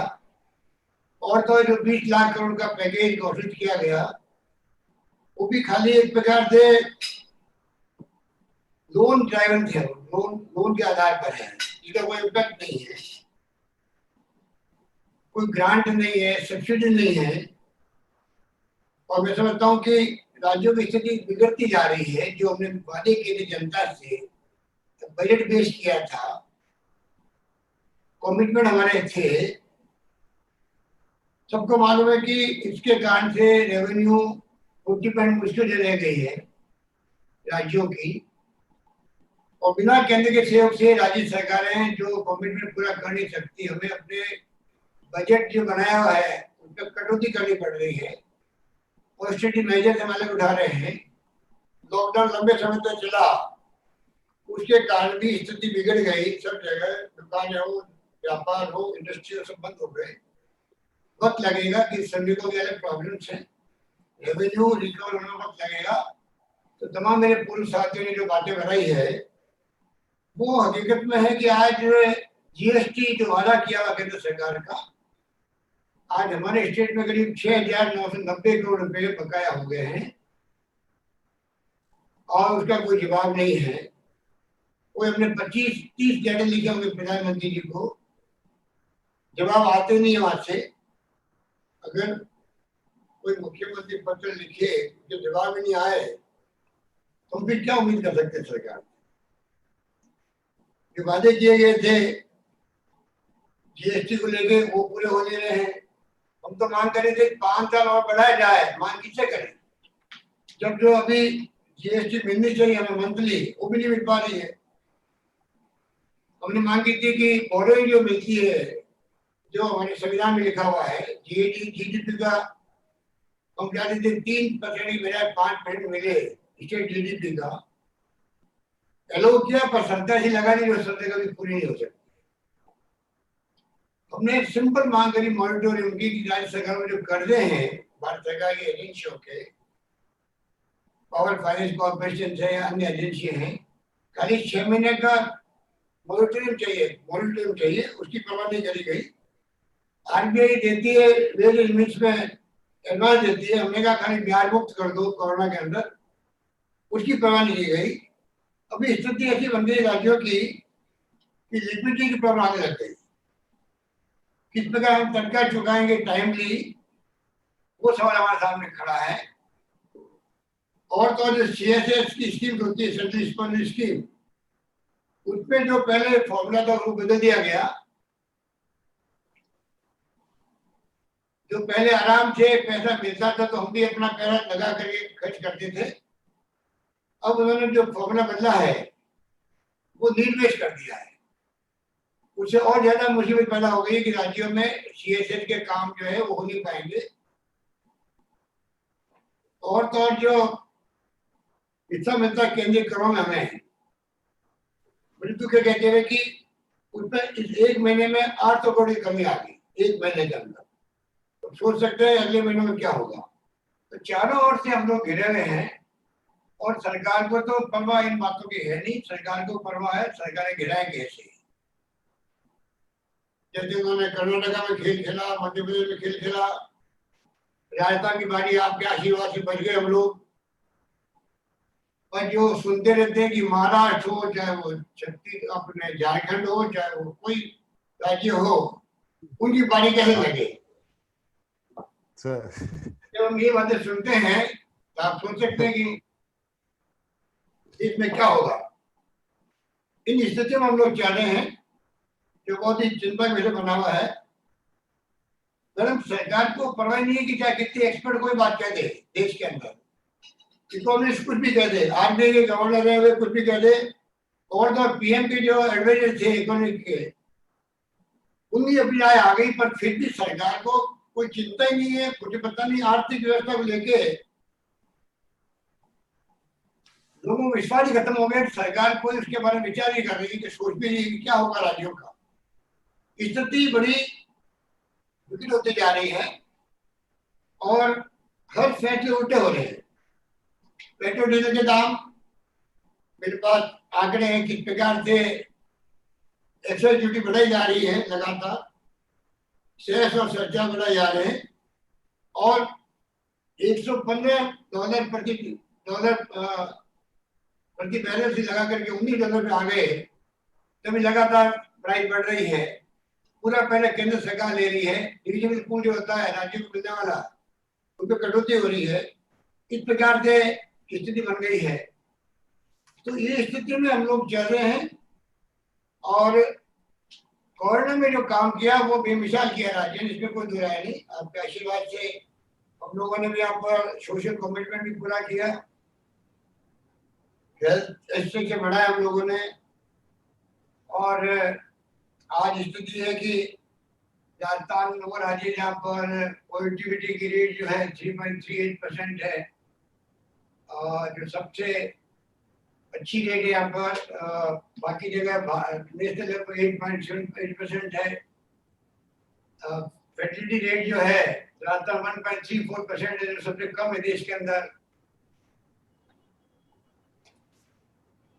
और तो और रिकवरी रेट जो है वो इतने अच्छे प्रयास किए कि हमारे यहाँ पहले पूना और दिल्ली जाती थी टेस्टिंग, अब करीब 50,000 टेस्ट पर डे हो रहे हैं। और हमने ऑफर किया पड़ोसी राज्यों को भी, जो जब आप हमारे यहाँ से टेस्ट करवा सकते हैं। रिकवरी रेट 79.27% है। तो ओवरऑल हमारे कोरोना को लेके हम लोगों ने काफी कुछ किया है, उसका मैं समझता हूँ कि अच्छा इम्पैक्ट भी है। जनता को सोशल सिक्योरिटी में हमने पेंशन भी कायम रखी, 6 पेंशन दे दी हम लोगों ने। साथ में हम लोगों ने से उनके लिए अलग से व्यवस्था करी। करीब हमने 32 लाख लोगों को 3 किस्तों में हमने 3,500 रुपये दिए, गेहूँ फ्री दिए हैं, दालें फ्री दे रहे हैं। परंतु स्थिति जो विकट बनी हुई है उसको देख के हमें चिंता हो रही है कि आने वाले वक्त में अगर भारत सरकार ने टाइमली कदम नहीं उठाए तो स्थिति और बिगड़ सकती है, कानून व्यवस्था की स्थिति बिगड़ सकती है। क्योंकि अभी तक तो हमने इतना अच्छा काम किया है कि पब्लिक में भी शांति बनी रही, सब तरह से दानदाताओं के सहयोग से, भामाशाहों के सहयोग से, सोसाइटी आगे आई, एक्टिविस्ट आगे आए, कुछ कमी नहीं रखी। लोगों में कॉन्फिडेंस रहा कि सरकार हमारे लिए कुछ कर रही है। तो जिस प्रकार के हालात बना रखे हैं, तो मेरा मानना है मैडम कि पहले भी आपने एक बार अकाल सूखा पड़ा था, तब आप हमें सभी मुख्यमंत्री को लेके गई थी प्राइम मिनिस्टर के पास में, वाजपेयी जी थे प्राइम मिनिस्टर। उस वक्त में हमने देखा कि बड़ा इम्पैक्ट भी पड़ा था, काफी कुछ हम लोगों को सहूलियत मिली थी। वक्त आ गया कि मैं समझता हूँ जितने हमारे मुख्यमंत्री साहबान हैं, हम सब आपके साथ चलें, या तो प्राइम मिनिस्टर से मिले, अपनी बात करें, राष्ट्रपति से मिले। हमें एक इश्यू बनाना पड़ेगा। इश्यू बनाए बगैर मैं समझता हूँ मैडम ये ध्यान देने वाले नहीं। स्थिति बड़ी विकट है, जितनी हम बोल रहे हैं तक उससे ज्यादा विकट स्थिति है। क्योंकि बातें मेरे पूर्व वक्ता बोल चुके हैं, उन बातों को मैं वापस रिपीट नहीं करना चाहता हूँ। तो मैं इतना कह सकता हूँ कि आम जनता दुखी है, वो खुद चिंता में है, सरकार को ध्यान दे नहीं रही है, इकोनॉमिक स्थिति बिगड़ती जा रही है, महंगाई बढ़ती जा रही है, परचेजिंग पावर लोगों का है नहीं। तो अगर फिजिकल डेफिसिट के मतलब हम चल रहे हैं। और अगर हमने परचेजिंग पावर नहीं बढ़े लोगों की, कंपनी के पैसे को, तो दुकानदारों का सामान बिकेगा नहीं तो फैक्ट्री कहीं चलेगी। तो सवाल ये है कि जब तक सरकार आगे आकर के इमदाद नहीं करेगी राज्यों को भी और पब्लिक को भी, पैसा नहीं जाएगा जेब के अंदर, परचेजिंग पावर नहीं बढ़ेगी, तो इकोनॉमी ठीक होने वाली भी नहीं है। और ये बात समझ में नहीं आ रही है। मैं समझता हूँ पता नहीं क्यों नहीं आ रही है। सारे इकोनॉमिस्ट क्या बोल रहे हैं सबको मालूम है। ये हमारे लिए बहुत चिंता कैसे बना हुआ है। तो मैडम मैं इतना कहना चाहूंगा कि ये जो बात हुई है एग्जाम के बारे में सबके राय एक ही है कि जब खुद एग्जाम पर आ रहा है, सामने अमेरिका का भी आ रहा है, तो ऐसी स्थिति में सुप्रीम कोर्ट में पाठशाला खुद को जाना चाहिए। जब आम राय लोगों की है कि गवर्नमेंट ऑफ इंडिया खुद जाए सुप्रीम कोर्ट में, वहां पर रिव्यू कमेटी लगाए और कोई रास्ता निकाले जिससे कि ये जो प्रॉब्लम आई है वो हल हो सके। बाकी जो आपने हमें पत्र लिखा है पर्यावरण को लेकर के, उसके ऊपर हम लोग हमने भारत सरकार पे दबाव डाला भी है। हम चाहते हैं कि उसके ऊपर कार्रवाई हो, वरना आने वाले वक्त में तकलीफ हो सकती है। इस प्रकार की स्थिति जो एकदम फेडरल स्ट्रक्चर देश के अंदर है और उसकी धज्जियां उड़ रही है, जिस प्रकार से सरकार का बिहेवियर है सबके साथ में, वो उचित नहीं कहा जा सकता। डेमोक्रेसी के अंदर पार्टी बात सुननी पड़ती है, सबकी बात सुननी पड़ती है। और ये सरकार जो है उनको कोई अपना एजेंडा जो आरएसएस का है उससे मतलब है, एजेंडे को पूरे करने के लिए कदम उठाए जा रहे हैं। और जो चिंता वास्तव में होनी चाहिए सरकार को, राज्यों की स्थिति क्या बनी उसको देखते हुए, कोरोना को देखते हुए, उसकी कोई चिंता नहीं है। और ये बात हम सब के लिए बहुत ही चैलेंजिंग बात हो गई है। तो चाहूंगा मैडम कि सबकी राय बने, तो हम लोग जाकर के बात करें और दो बात बताएं कि स्थिति ये बनी हुई है, आंकड़े क्या कहते हैं सबके सामने है। खाली तथ्यों के ऊपर बात हम कर रहे हैं, कोई पोलिटिकल बात नहीं कर रहे हैं। स्थिति ऐसी बिगड़ गई राज्यों की, कोई सोच नहीं सकता। ये स्थिति है। इसलिए मैं आपको शुक्रिया अदा करूंगा, आपने अच्छा किया, कम से कम हम सबको एक साथ बैठाया, बातचीत करी। और मेरा मानना है कि आने वाले दिन में उसका असर पड़ेगा। धन्यवाद। Thank you. Bhupesh ji.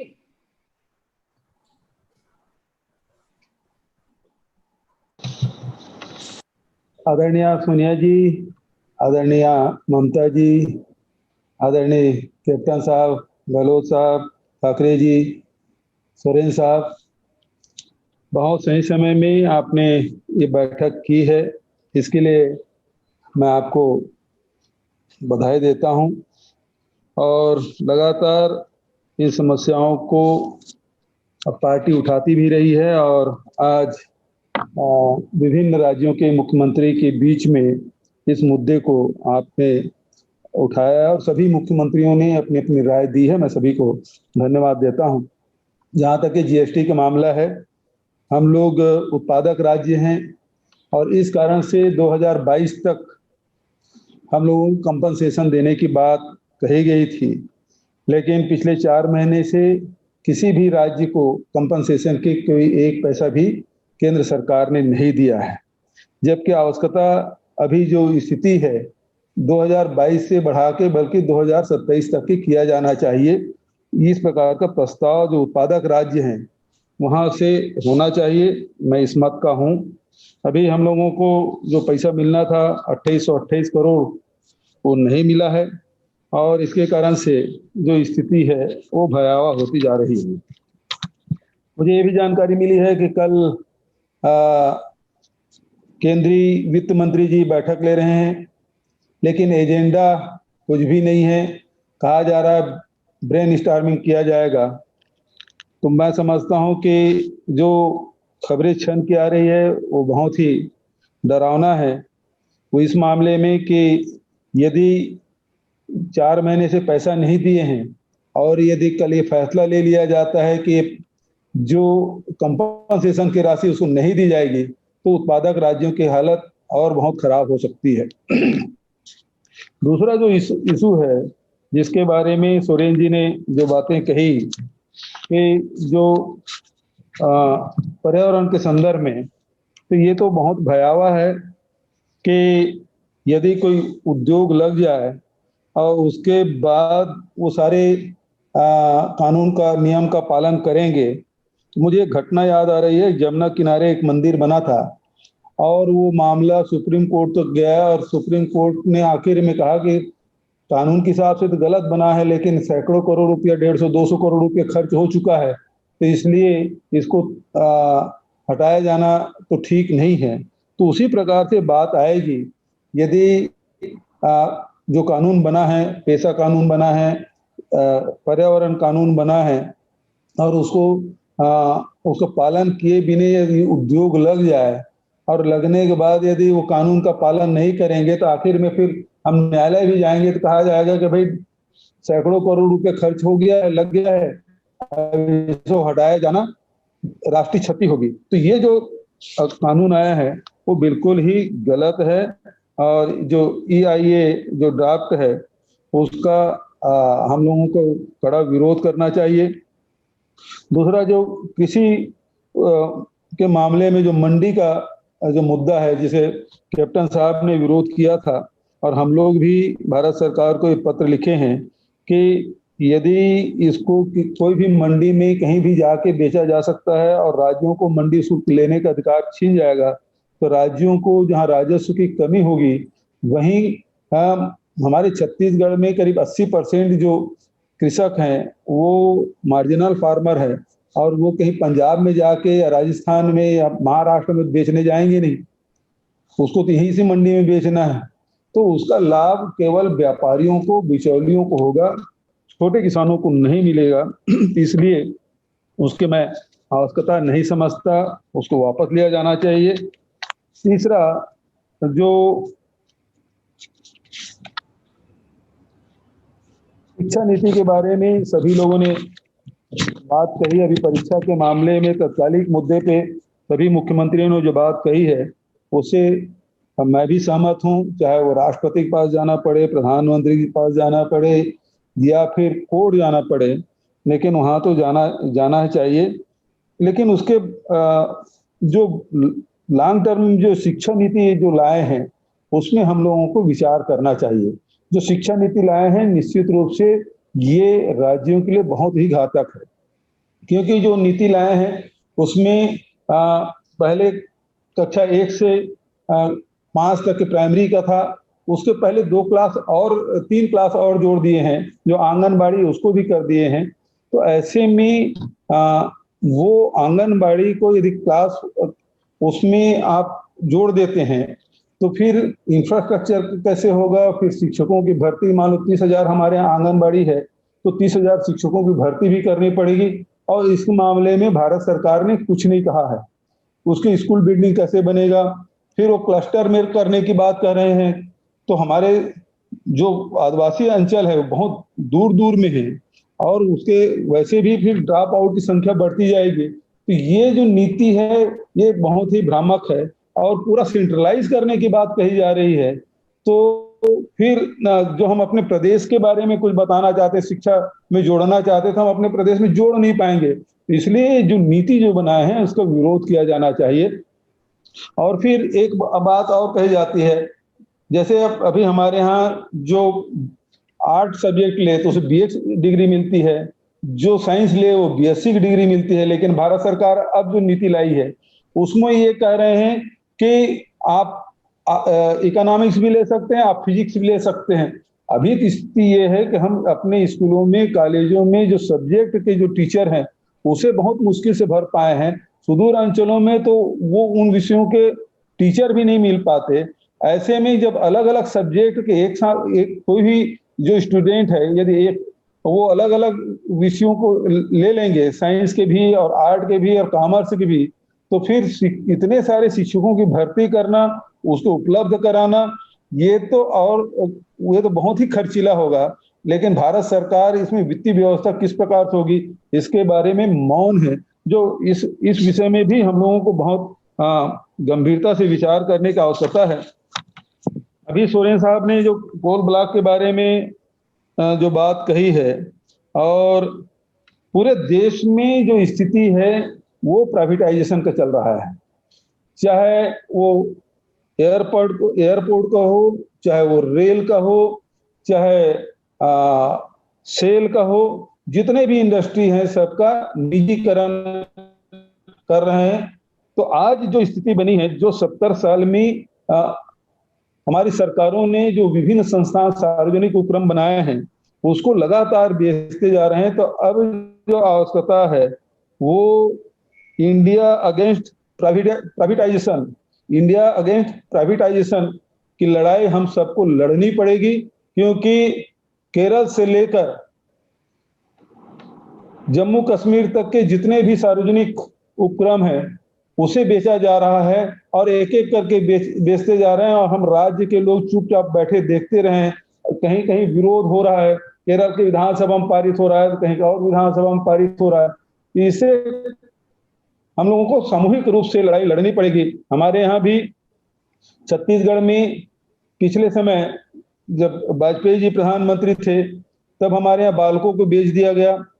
Aluminium plant था, अभी जो नगरनार में जो स्टील प्लांट अभी बना ही नहीं है उसे बेचने की सूची में उसे जारी कर दिया गया, उसमें रखा गया है। हम लोगों ने इसे विरोध में पत्र लिखा है कि इसे निजी हाथों में न बेचा जाए, लेकिन यदि ये बेचा जाता है तो हम लोग विरोध करें, क्योंकि रेलवे स्टेशन, एयरपोर्ट सभी राज्यों के बिकने के कगार पे हैं। बहुत सारे राज्यों में निजी हाथों में चला गया, बहुत सारे राज्यों में जाने वाले हैं। तो ये जो इंडिया अगेंस्ट प्राइवेटाइजेशन है इसको हम लोगों को लेके लड़ना चाहिए। हमारे यहाँ कोल ब्लॉक की नीलामी, पिछले दिनों कोल मिनिस्टर आए थे तो उन्होंने कहा कि भाई हमारे राज्य में कोयला का खदान है और हमारे पास भी एक कोयला खदान नहीं है छत्तीसगढ़ के लिए। तो बोलते हैं कि जो नीलामी होगी उसमें आप भी ले लीजिए, तो वो हमारे ही खदान है, हम ही खरीदें। ये बात अजीब सी है।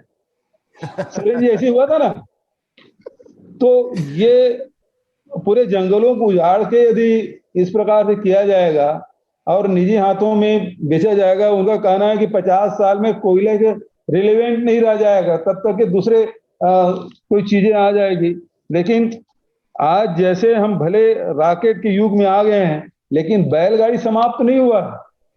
यदि हम कितना भी दूसरे पावर के लिए दूसरे क्षेत्र में जा सकते हैं, लेकिन कोयला आधारित जो पावर है उसकी महत्ता कभी कम होने वाली नहीं है, उसकी उपयोगिता बनी रहेगी। तो इस समय हम लोगों को इस मामले में लड़ाई लड़नी पड़ेगी। झूठ बोलते हैं, उनको लगता है बाकी सब लोग मूर्ख हैं, वही एक समझदार है। स्थिति यही है जापान में कि जो आप न्यूक्लियर पावर है सर, जापान में जितने भी न्यूक्लियर ये सब पावर बनते हैं वो सारे इंडस्ट्री बंद हो गए, मालूम है? ऐसा नहीं है, ये लोग बेवकूफ बना करके चोरी कर, मतलब डकैती डालने की तैयारी कर रहे हैं। तो ये सब सारी चीजें हैं जो जीएसटी के मामले में मैं तो फिर से कहूंगा कि यदि आप नहीं दे सकते तो राज्यों को फिर से वो अधिकार देना चाहिए। जो औद्योगिक, जो हमारा उत्पादक राज्य है उसे कम से कम जो उत्पादन के जो पॉइंट है उसमें हमको टैक्स लगाने की अनुमति मिलना चाहिए। यदि भारत सरकार नहीं कर सकती तो वो अधिकार हम लोगों को वापस दिया जाना चाहिए। अभी प्रजातांत्रिक मूल्यों की जहां तक बात है, सभी लोग चिंता जाहिर कर रहे हैं। सभी मुख्यमंत्री जितने भी आईटी है, सीबीआई है, ईडी है, इसका जिस प्रकार से दुरुपयोग हो रहा है वो सभी प्रदेश के मुख्यमंत्री इसको महसूस कर रहे हैं, उस दबाव को। लेकिन इस मामले इस लड़ाई में अशोक गहलोत जी को मैं बधाई देना चाहूंगा कि 1 महीने से लंबे समय तक के वो लड़ाई लड़े भी और सफल भी हुए और उन्हें पटकनी देने में सफलता मिली। इस कारण से मैं अशोक जी को बहुत बधाई देता हूं, तो उनके सूझबूझ को भी बधाई देता हूं कि वो जिस प्रकार से नॉर्थ ईस्ट में, कर्नाटक में सफल हुए, लेकिन राजस्थान में वो परास्त हुए हैं। तो वो जो अवैधानिक कृत्य कर रहे थे उसको रोकने में उसके अशोक जी को सफलता मिली, उनके साथियों को सफलता मिली, इसके लिए मैं बधाई देता हूं। और इसी प्रकार से ये जो फेडरल स्ट्रक्चर है उसको बनाए रखने के लिए हम सबको मिलजुल के काम करना चाहिए। मैं इन्हीं शब्दों के साथ, चूंकि बहुत सारे विषय आ चुके हैं। बघेल सर, एक निवेदन है आपका, उस पर क्या राय है? जो ये नया टैक्सेशन सिस्टम लाए हैं फेयरलेस, और ये जो नए अभी कल परसों इन्होंने घोषणा किया है कि अब जो टैक्स कलेक्शन वाला सिस्टम जो नए तरीके से इन लोग इम्प्रूव करने की कोशिश कर रहे हैं, इसमें भी बहुत बड़ा झोल है। कल इसमें तो चर्चा होगी ना, कल तो बुलाए जीएसटी मिनिस्टर को हाँ, और उसमें कल स्पष्ट होगा। इसमें भी गड़बड़ी है। इनका कहना है कि अब कंप्यूटर के द्वारा लोगों का, ये ऑफिसर लोग का चयन होगा। अरे ये तो ह्यूमन बीइंग ऑपरेटेड सिस्टम है, उसमें कभी बड़े लोगों का नाम ही नहीं आएगा। सारे छोटे छोटे लोग, छोटे छोटे व्यापारी लोग इसमें फंसेंगे। और इनका बड़ा स्ट्रेटेजिकली ये है कि अपने बड़े बड़े सहयोगियों को बैंकों का फायदा और टैक्सेशन का चोरी कराने का एक रास्ता ये लोग तैयार कर रहे हैं। देखिए, जो बैंक इंदिरा जी के समय में आम जनता के लिए खोला गया है, अब वो बैंक धीरे धीरे खत्म भी होते जा रहे हैं। बैंकों में डकैतियां भी हो रही है और बैंक है वो केवल बड़े लोगों के लिए ही रह जाएगा, ये स्थिति है। तो इसमें तो हम सबको, गरीबों को तो कोई लोन मिलता हमारे यहाँ नहीं तो है। बैंक को वो भी बंद हो रहे हैं। तो इसलिए बहुत सारे इशू हैं, आर्थिक जो मुद्दे हैं उसके तरफ से ध्यान हटाने की पुरजोर कोशिश वर्तमान सरकार कर रही है। और हम लोगों को आर्थिक मुद्दों को लेकर, चाहे मजदूर हो, चाहे किसान हो, चाहे बेरोजगार हो, चाहे आदिवासी हो, चाहे अनुसूचित जाति के लोग हों, चाहे छोटे व्यापारी हों, इन सबके मुद्दों पर व्यापक रूप से पूरे राष्ट्रीय स्तर पर अभियान चलाते हुए हम लोगों को काम करने होंगे, ऐसा मैं महसूस करता हूं। मैडम, आपने समय दिया और सुझाव लिए, इसके लिए मैं आपको हृदय से धन्यवाद देते हुए अपनी बात समाप्त करता हूं। Narayan Swami ji. Honorable Congress President, Honorable Chief Minister of West Bengal, Mamata Banerjee ji, Honorable Chief Minister of Maharashtra, Shri Uddhav Thackeray ji, Honorable Chief Minister of Rajasthan, Ashok Gehlot ji, Honorable Chief Minister of Punjab, Shri Dr.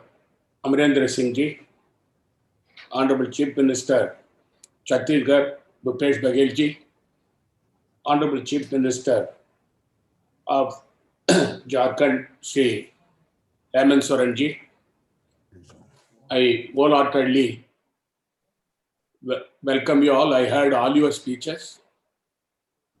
I'm very happy that the Honorable Congress President called the like-minded Chief Ministers, Congress Chief Ministers and like-minded Chief Ministers. First of all, I would like to say that in the initial remark that has been made by Honorable Chief Minister of West Bengal, is a very serious issue. NEET exam and JEE exam. We are on a different footing. When our Honorable Chief Minister of West Bengal came to Chennai, the issue was also raised to her.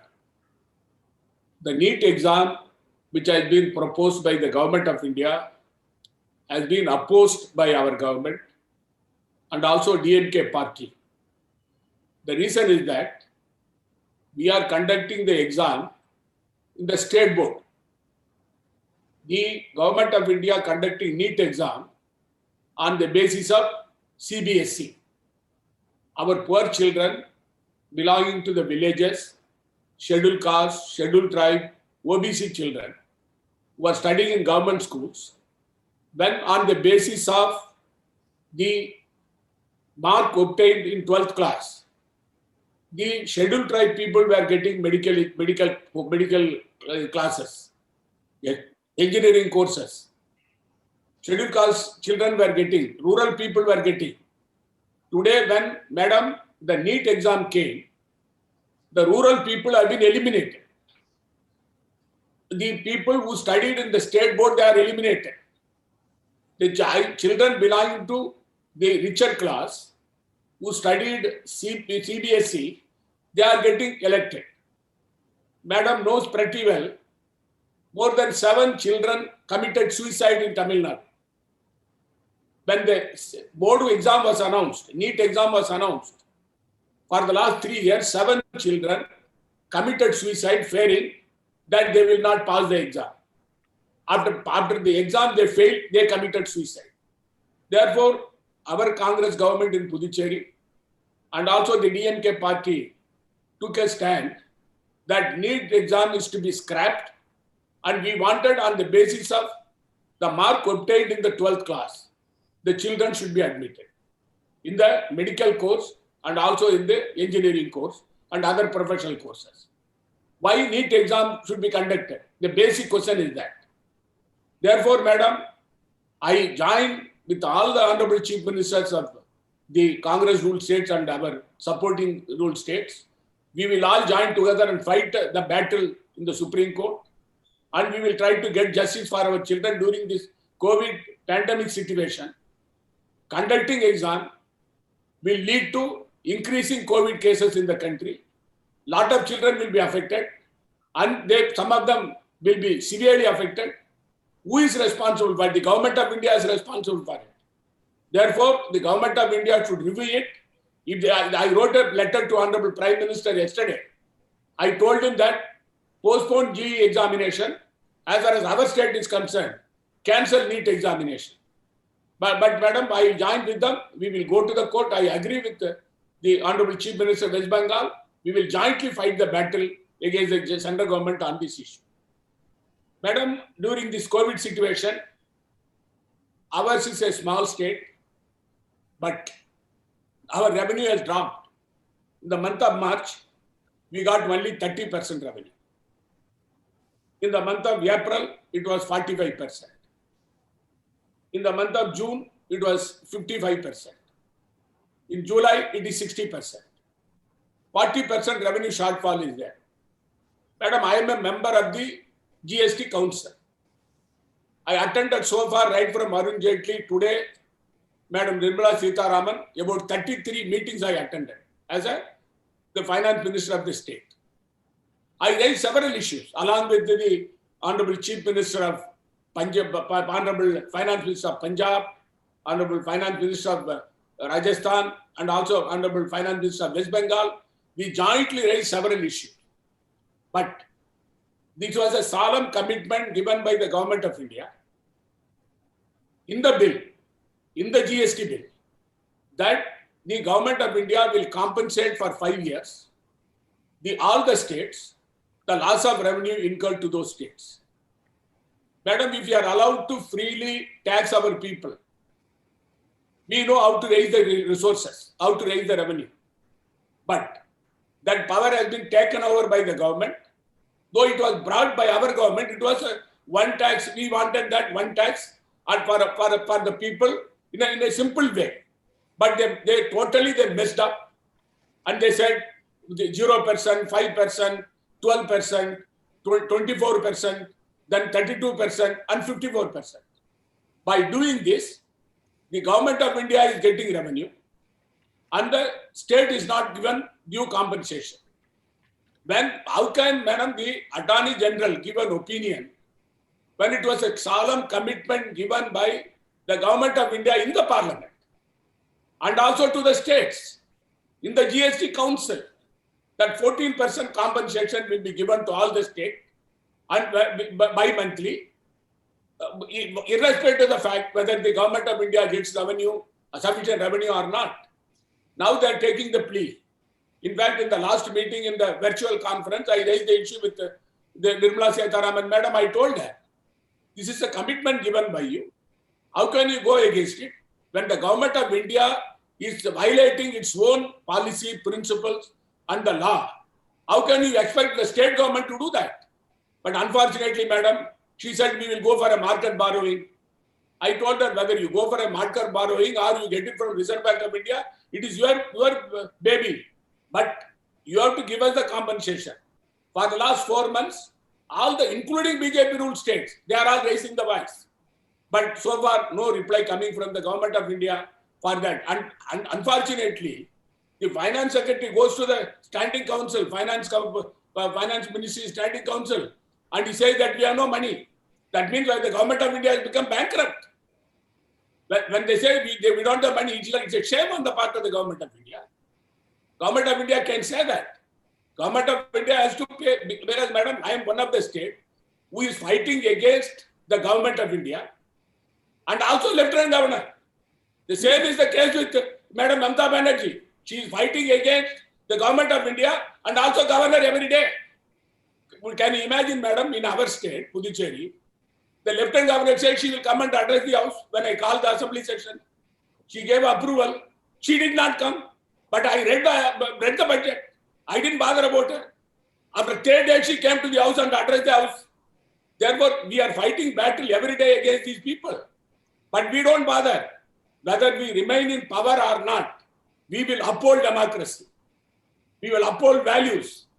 The cooperative federalism which Narendra Modi is telling every day, Prime Minister, cooperative, where is cooperative federalism? It's a dictatorship. He is trying to impose everything on the states.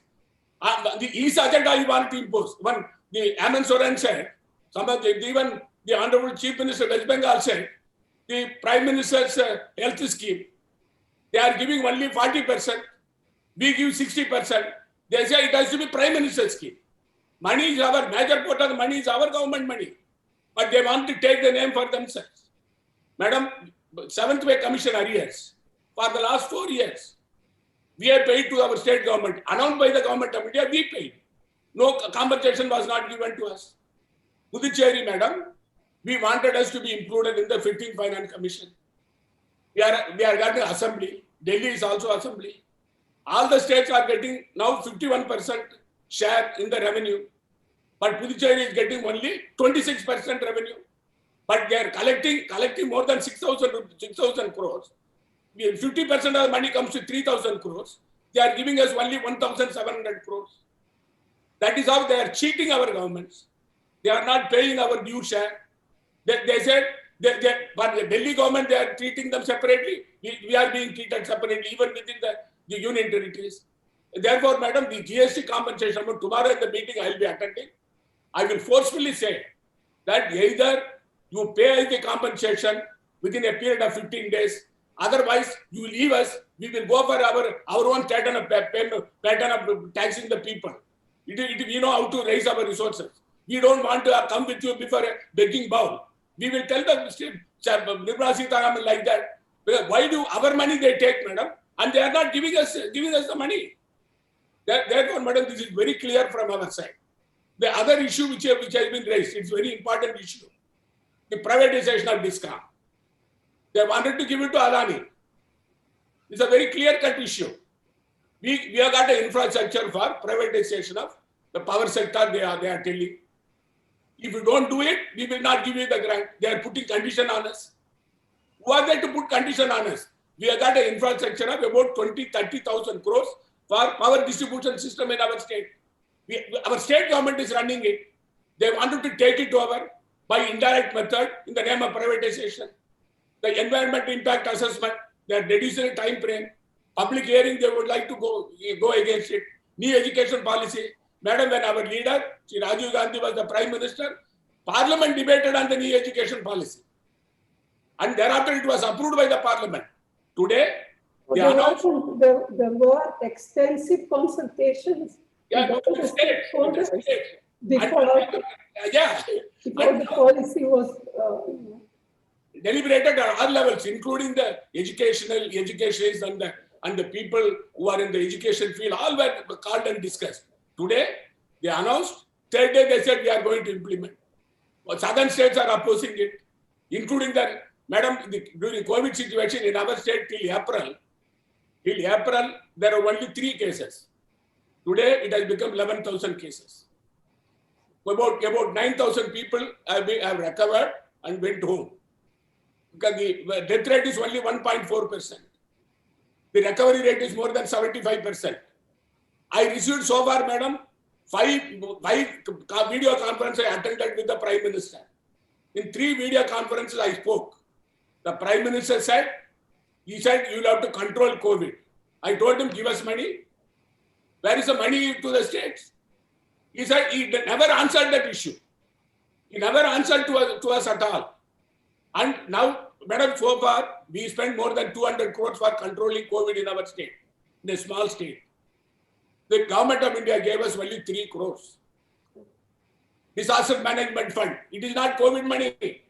Adjoining state of Tamil Nadu, their supporting party, they got more than 30,000 crores.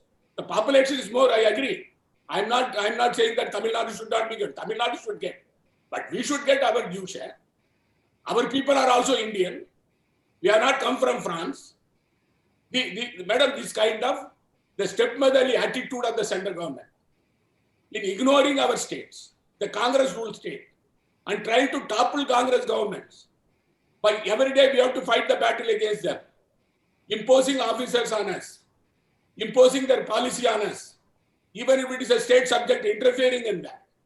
Therefore, every state now, this is a time, madam, as I entirely agree with the Honorable Chief Minister of West Bengal, we should go to the court and then try to see that the NEET exam and also the JEE exam to be postponed. And secondly, our delegation of the like-minded political party leaders, our Honorable Chief Ministers, meet the Prime Minister and President, tell them that this is a COVID situation. The Government of India should liberally fund the states, give money to the state for the survival of the people of the state. Job loss is more than 40% in our state. Ours is a producing state. Our money goes to consuming state in the name of GST. We are at loss. We are not being compensated. Therefore, madam, this is high time that we should join together and raise our voice together. Then alone, this Government of India will come to senses. At least after hearing us, they will understand that the opposition leaders are together. Thank you, ma'am. Thank you.